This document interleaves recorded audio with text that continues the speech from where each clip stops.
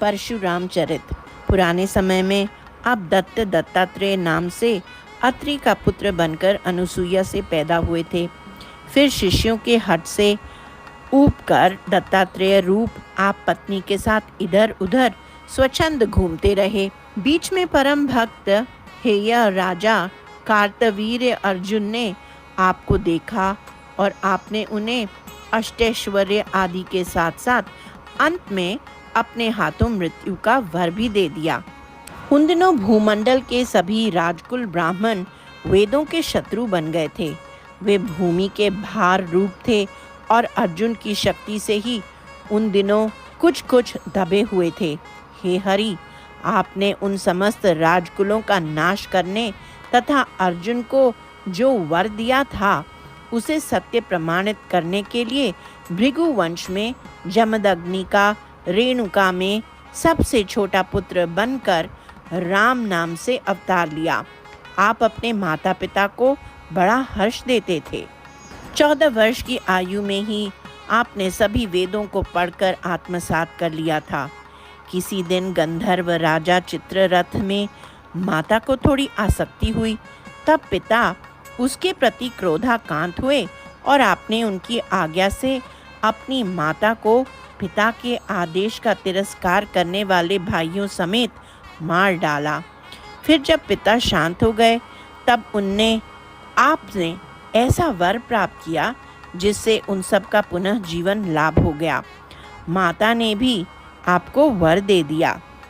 जिस आश्रम में पिता जमदग्नि ने माता के संतोष के लिए कामधेनु को स्तुति से प्रसन्न करके ला रखा था, उस अपने आश्रम से प्रपितामह भृगु के आदेश पर निकलकर आप हिमगिरी गए और शिव की आराधना कर उनसे परशु प्राप्त किया। फिर उनके द्वारा कहे हुए असुर को मार डालकर आपने उनसे अनेक दिव्यास्त्र उपलब्ध किए और अकृतवर्ण नामक मुनि को मित्र बनाकर अपने आश्रम में वापस आए। किसी दिन हे राजा कार्तवीर्य अर्जुन मृग्या करते हुए आपके पिता के आश्रम में आए। तब आपके पिता ने कामधेनु से उपलब्ध धन विभवों से उनका बड़ा आदर सत्कार किया। राजा नगर वापस आए और एक मंत्री को जो कुबुद्धि था उसी के वचन पर गाय खरीदने को भेज दिया। मुनि ने मंत्री को रोका तो मंत्री ने उन्हें मार डाला। यह देखकर कामधेनु क्रुद्ध हुई और मंत्री के सेना समूह को नष्ट किया। तब उस दुष्ट बुद्धि ने बछड़े को हर लिया। शुक्र द्वारा उद्जीवित पिता की वाणी से आप अत्यंत क्रुद्ध हुए और महोदर नामक शिव पार्षद का स्मरण किया। उसने तुरंत धनुष, बाण एवं परशु ला दिया। इनसे सज्जित होकर और उसी के द्वारा लाए हुए अश्व तथा सारथी से युक्त रथ पर मित्र अकृतवर्ण मुनि के साथ चढ़कर आप महिष्मती को गए। जब राजा ने मांगने पर भी बछड़ा नहीं दिया तब आपने युद्ध आरंभ किया। अर्जुन ने पहले अपने 10,000 पुत्रों, सहस्र अक्षौहिणी वाली सेनाओं, बड़े बड़े सेनापतियों एवं अनेक मित्रों को युद्ध के लिए भेज दिया। वह सेना आपने बाणों तथा परशु से छिन्न भिन्न हो गई। कई पुत्र मारे गए और शेष भय से भाग निकले। तब वे स्वयं आपके ऊपर झपट पड़े। जिन 1000 हाथों से नर्मदा का जल लीला से रोककर रावण का गर्व तोड़ा था, उन हाथों से अर्जुन ने अनेक शस्त्रास्त्र आप पर छोड़े और आपने उन सब को तोड़कर उसे रोक दिया।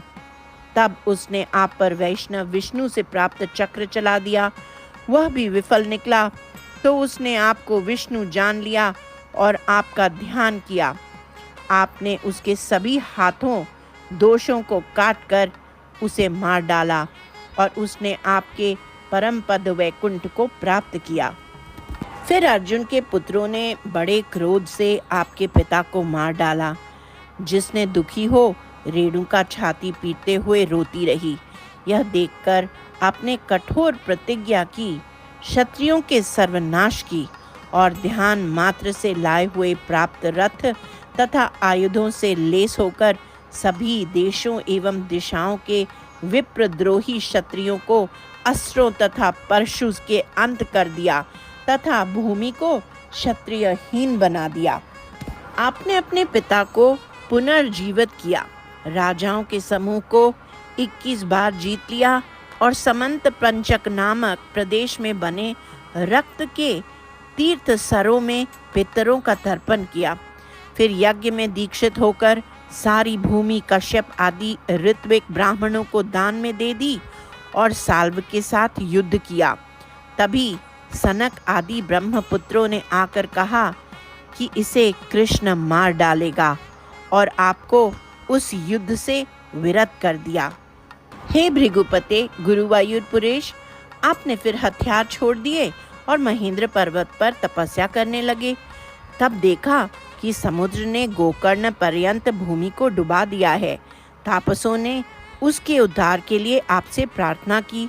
तब आपने ध्यान से प्राप्त धनुष पर आग्नेय अस्त्र चढ़ा दिया, जिससे समुद्र भयभीत हुआ। फिर आपने स्त्रुवक फेंककर उसे दूर निकाल दिया और केरल का उद्धार किया। वही आप मेरी रक्षा करें। सर्वत्र गोविंद नाम संकीर्तन, गोविंदा गोविंदा।